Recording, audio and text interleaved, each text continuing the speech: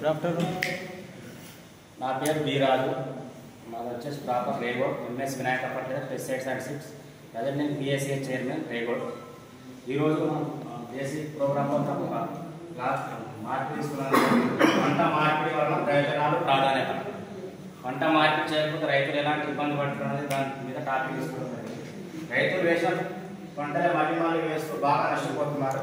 పంట మార్పిడి చేయకపోవడంతో చీడపీడల వ్యాప్తి ఎక్కువై దిగుబడి కలుగుతుంది.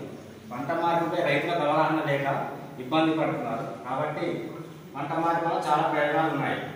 సూచనలు: జొన్న సాగు చేసిన పొలంలో మిరప వేయవద్దు. వేరుశనగ సాగు చేసిన తర్వాత మళ్ళీ అదే పంట వేయరాదు. పచ్చ పురుగు ఆశించవచ్చు. వేరుశనగ తర్వాత ఆంధ్రంలో పంట మార్పిడి చేసుకోవచ్చు.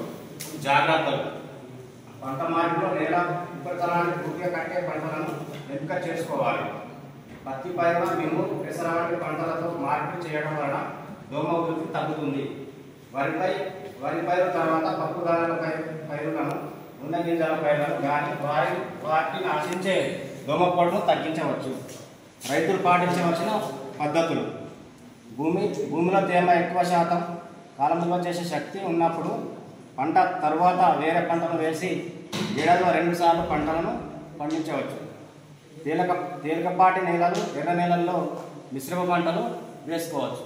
Thank you.